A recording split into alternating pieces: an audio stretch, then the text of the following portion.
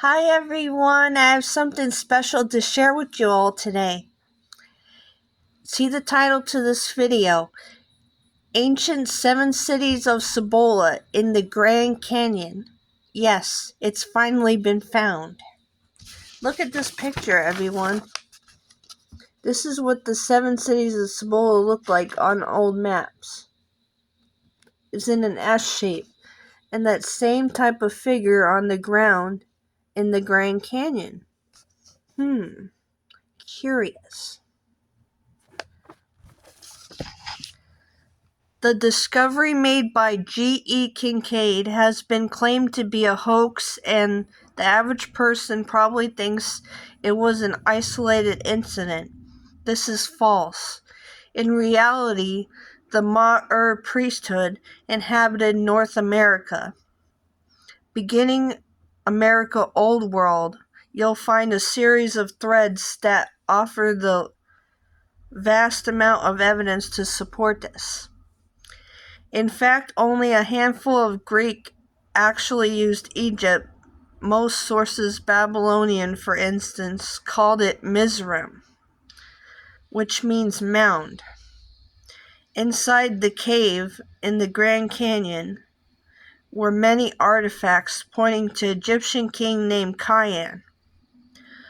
A gold relic is holding lotus flowers in both hands, native to Egypt. This was found in the first cross tunnel of the cave, which was in the exact same location as the shrines in the Valley of the Kings. Khian was a descendant of King Naphnath, likely was Joseph in the Bible. Also, a golden tablet was found, as seen here,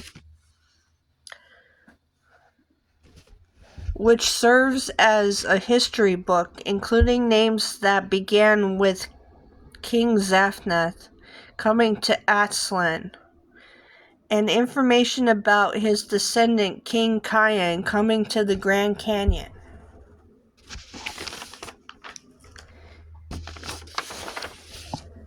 It's generally not legal to fly into the Grand Canyon. Special flight rules area. Over supposedly to keep general aviation traffic from annoying tourists. Many areas are forbidden. But why? Did you know that more mummies have been found in southwest United States than anywhere else on Earth?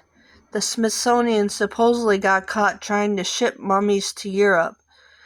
And why from 40,000 feet in the air does the ground show this Lichtenberg effect? This is a Lichtenberg figure, which is caused by lightning, which is where the 7 cities of Cibola, as you see here, that's the kind of type of figure that's on the ground. Curious. You can stand on top of Bell Rock Vortex and see a straight line cut through the rock for about half a mile, laser straight. The Grand Canyon, I'm told, was where the 7 cities were, which mirrored the 7 stars of Pleiades. So that's saying the 7 cities of Cibola were in the Grand Canyon. Yes. Hopi comes from Hapi, Egypt's fertility god. The Egyptians' gods are mostly animals indigenous to the Americas. Horus is a Aplomado falcon. Land of Punt was America, where they'd get corn, pineapple, and gold. Old maps do not show the Grand Canyon craterscape. They show instead a kingdom called Tontontiac. Tontontiac city kingdoms were called Tontante, Cibola, Axa, Septimcita, or 7 cities, and the capital city with the Babylonian name Abacus, later named Granada. Notice the Old maps show in Latin, Abacus, capital city stolen, now Granada. Those were days in which map makers could be killed for faulty maps. The map calls it Tantantiac Regnum. Regnum is Latin for kingdom. So in other words, Tantantiac Kingdom. The city of Murata is within the Murata Regnum. And then there's the capital city of Abacus, Granada.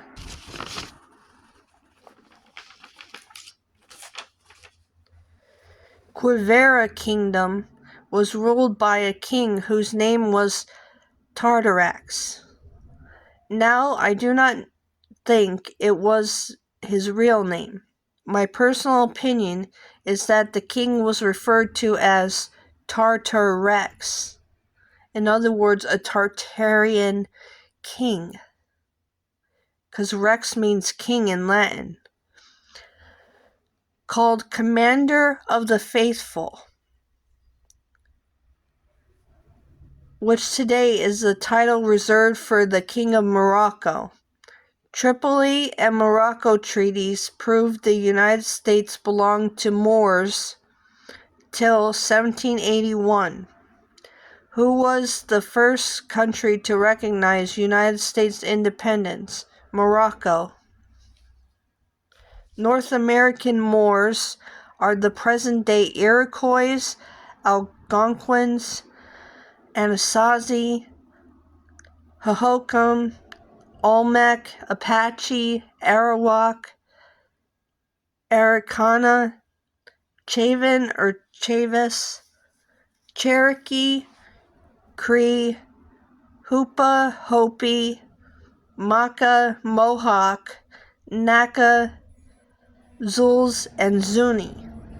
So the North American Moors were the Indians. Yes. Tartarax is called governor of the 7 cities of Cibola. A king whose name was Tartarax, who preyed upon a pair of beads, which worshipped a cross of gold, an image of a woman, the Queen of Heaven. You'll find most writings from up until 1890 said they celebrated on July 4th because of Tartarax. Now there's interesting things to point out here. Let's go back through this. So Tartarax was the king and governor of the 7 cities of Cibola. And it says, who preyed upon a pair of beads, like the rosary, I bet, which worshipped a cross of gold, and an image of a woman, the Queen of Heaven, Mary. Maybe. So that's saying, since he's worshipping a cross of gold, that means this was after Jesus, AD, okay?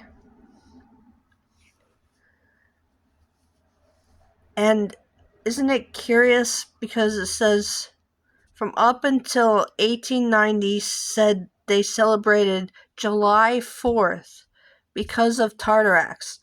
And now the United States birthday is July 4th. Curious. Isn't it interesting that we have thriving metropolises and pyramid buildings culture all over Mexico, but the mainstream consensus is that they made up the cities just across the border? So much absolute nonsense that's been accepted for too long. There are maps spanning centuries that show a heavily populated American Southwest. Castles, Moorish cathedrals, pyramid, etc.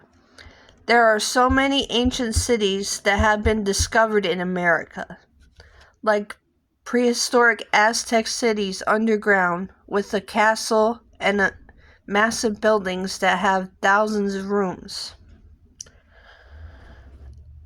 If anyone wants to study United States history, only use books from before 1920. Rockefeller took over the education system because that's when the revision began. Academia today says the maps are false because the terrain is different than we know it. This is such a narrow-minded view, since they disregard the myths of the disasters that occurred.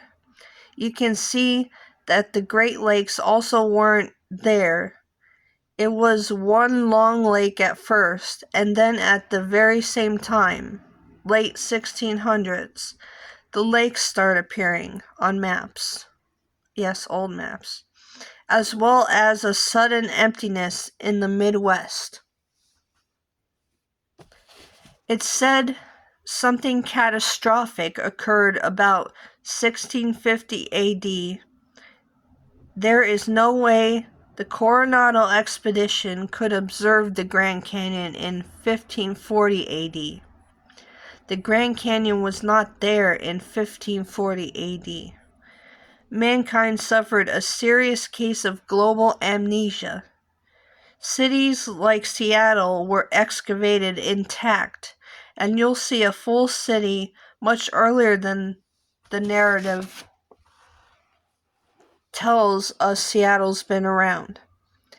There were worldwide catastrophic events happening from mid-1700s. The Grand Cairo event, which destroyed the Isle of California. And the Isle of California was a thing. It was on old maps. And even the Indians mention it. Then 1810, Viceroyalty of Spain's map shows New California. This is what a Hopi elder said. Listen carefully. From very high in the air, they directed their magnetic force upon our cities. This is interesting because it's a common theme found all over. In Seattle, tribes describe a thunderbird that caused the destruction. Same is found in Africa, Russia, etc. Electromagnetic and magnoelectricity, directed energy weapons, are an ancient technology. Now, in the ancient Indian Sanskrit epic, the Mahabharata, you'll hear in this epic of direct energy weapons. So they were around in ancient times, because this is an ancient text, okay? But the mainstream says there was no direct energy weapons back then. No, there couldn't be. In fact, there was. Okay. Our ancestors understood how to harness the ether, the atmospheric energy, and had a better understanding of electromagnetic forces than we do today. Not always for the benefit of mankind. Some of the catastrophic events were man-made, like artificial earthquakes. Africa Cibola Nova, which is a map of 1570, is one of the older maps which show advanced cities and architectural similarities found in America, Europe, Asia, and Russia. Another old map, Mappy Monday, was considered the most accurate map of the time and used for a century or more. You see cities, castles, etc. Notice every cartographer agreed on the geography for almost 200 years. That's 2 centuries of eyewitnesses. Maros map, which is another old map, was so accurate it led to new discoveries on the African continent. An article published was confused why African rock art found in Wadi Sura in 1933 showed ancient swimmers and lakes in the Sahara. Let me find that picture to show you. This is the rock art found there. People swimming. That means the Sahara, as we covered in a previous video, was lush and green at this time.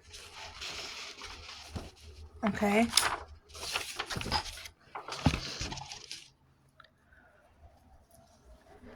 They make the assumption that it must have been thousands of years ago, but in reality, these maps show a fertile and populated Africa 400 years ago.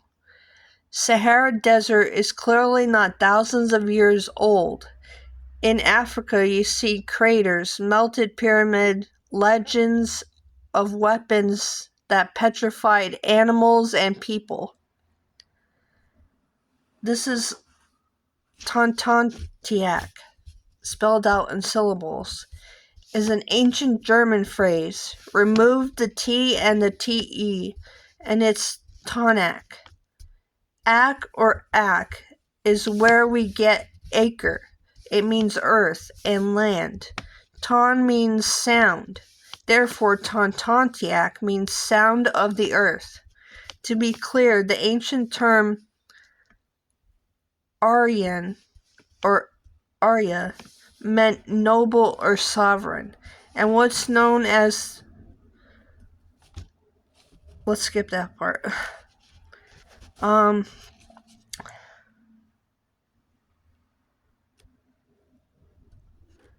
Okay, so...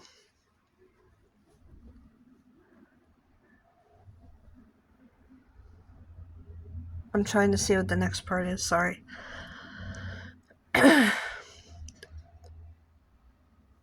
But more civilized Europe. Herodotus says the early Athens king was Egyptian.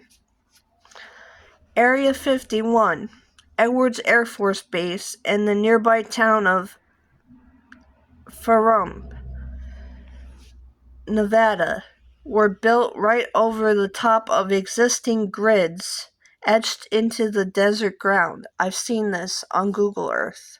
Okay?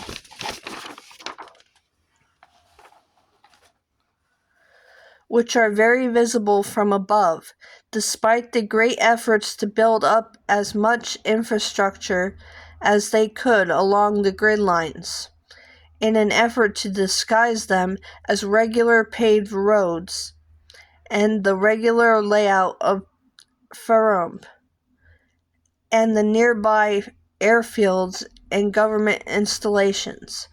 Why is California and Nevada full of various national parks, military installations, and a lot of off-limit areas, forbidden areas? Makes you wonder what they are hiding from us. Now, Coronado goes northeast Kansas when the Quivira Regnum was clearly located in the northwest. So either records were altered, or more likely the documents were outright fabricated, as they often did. In this case, to demonstrate that there was nothing of significance in that explored area.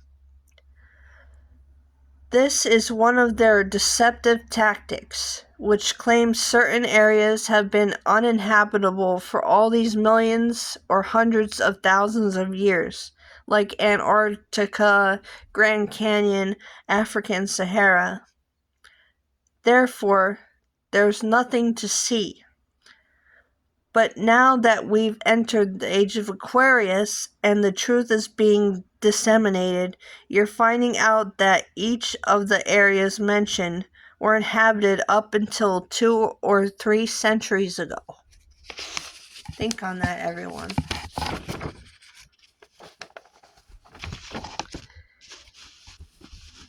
It was first reported that the major earthquake in Washington state that left entire forests submerged was 1100 years ago.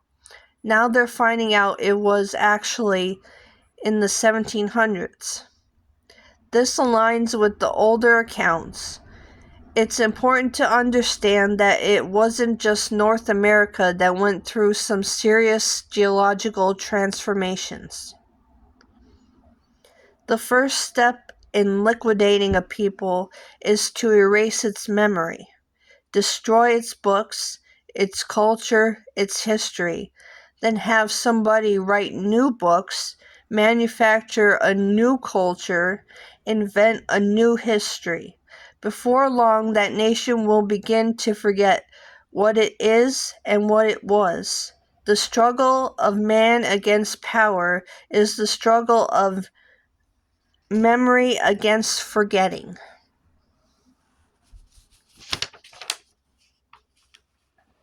So now we'll examine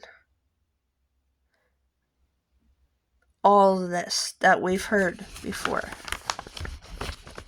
We'll go through it piece by piece. Let's go back through all this and figure out what really happened in our not so distant past. So there were kingdoms, cities, castles, cathedrals, pyramids, all over the world. This was Tartaria. Compare ancient weapon was used to get rid of the serpent people. As you know, in a previous video I mentioned this. An ancient weapon was used to get rid of the serpent people or the reptilians. And that it almost destroyed the world. There was a pole shift caused by this weapon. Remember what the Hopi elder said. This weapon was very high in the air, and they directed, in other words, direct energy weapon, their electromagnetic, in other words, force upon our cities. Other tribes called this weapon Thunderbird. So, Thunderbird is not a creature, everyone, like some people have thought it was. It's actually a weapon. Supposedly this happened 2 to 3 centuries ago. Think about that. So most likely, like the end of the 1600s to the mid 1700s. Okay, now these are the melted cities, as the Hopi elder talked about.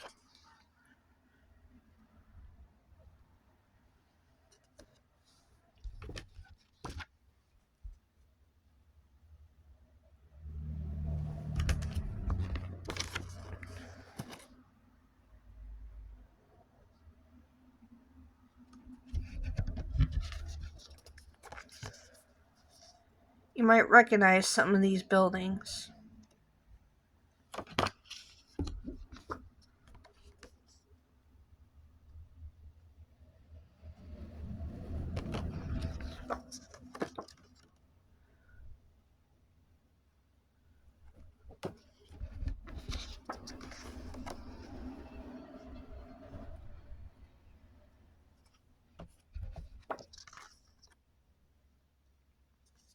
See, it has an entrance right there.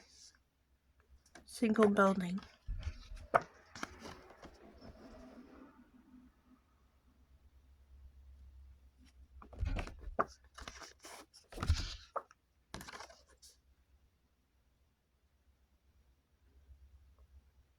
Imagine what's under the Sphinx in Egypt.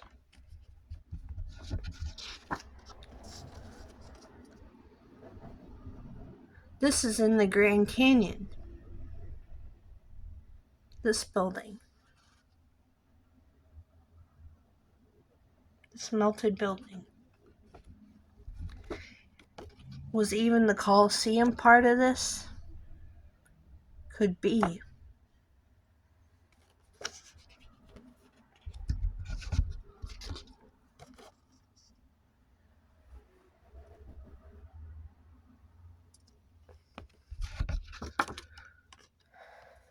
This is in Turkey.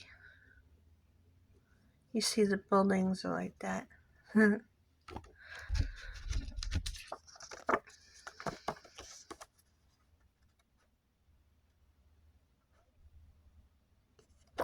Melted cities in random places all over the world.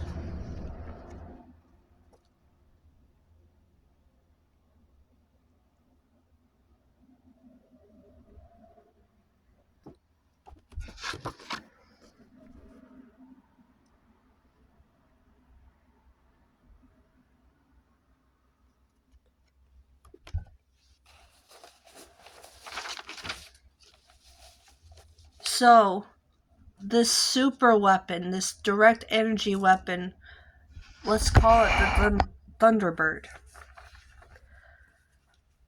It directed this electromagnetic force down upon these cities. Okay, so as I showed you before, the Lichtenberg figures, like this, was caused by lightning and leaves those imprints on the ground. Lichtenberg figures are caused by lightning. So was this weapon directing down electromagnetic lightning upon these cities? In some cases, yes. And then we'll find out what else was used. So this electromagnetic lightning caused heat that melted these cities. Electromagnetic lightning causes heat because of its passage through air creates a resistance, and this resistance heats the air to extreme temperatures, often up to 50,000 degrees Fahrenheit. This rapid heating causes a sudden expansion of air, which produces the thunder sound wave. Hence the Thunderbird.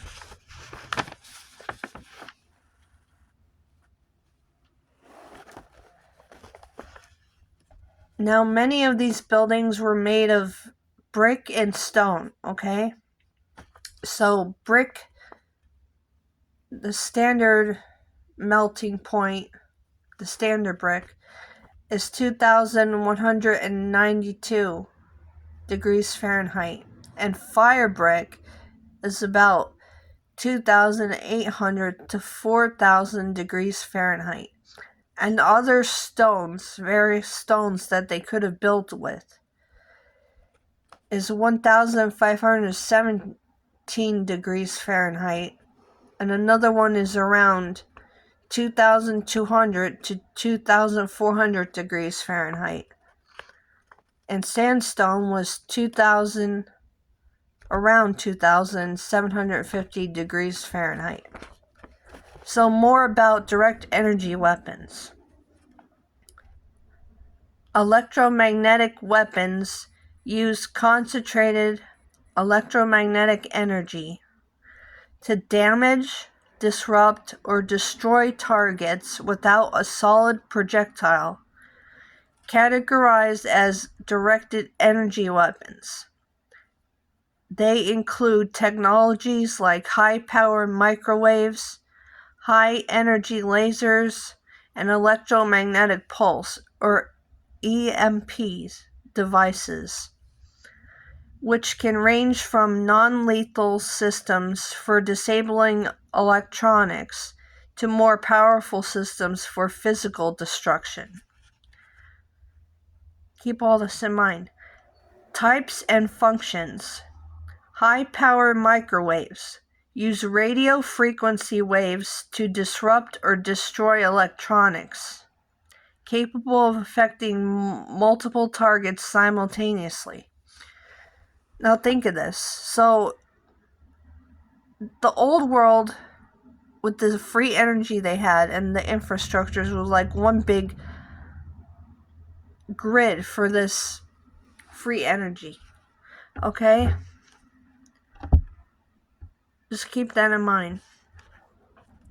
High energy lasers emit a concentrated beam of light, photons, to melt or physically damage targets.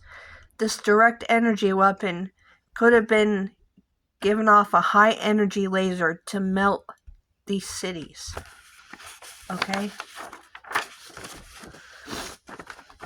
Millimeter wave weapons use higher frequency waves to deter or incapacitate personnel by causing discomfort.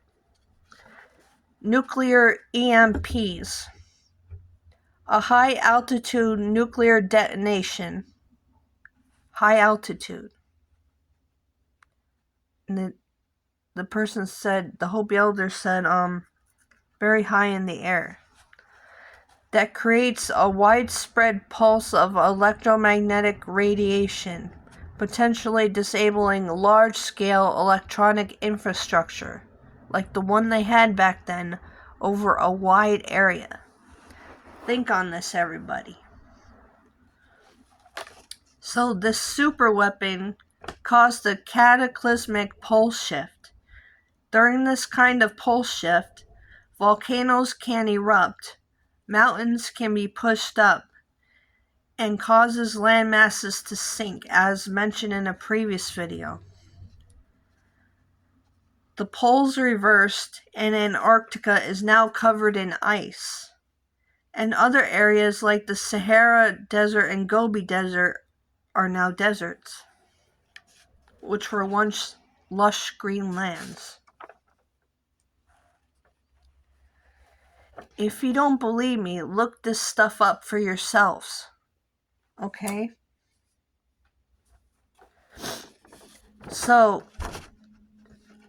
let's go over this again. Direct energy weapon, the super weapon, is known as the Thunderbird. Location, high in the air. It used electromagnetic lightning, or the high power or high energy lasers, to melt these cities. Caused a cataclysmic pole shift that formed the world as we know it today, and its continents, deserts, sunken land masses, and Antarctica being frozen over. We are now left with the questions: who caused it and why?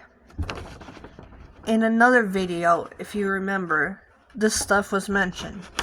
In a lush kingdom known as the Gobi Desert, a blonde, blue-eyed race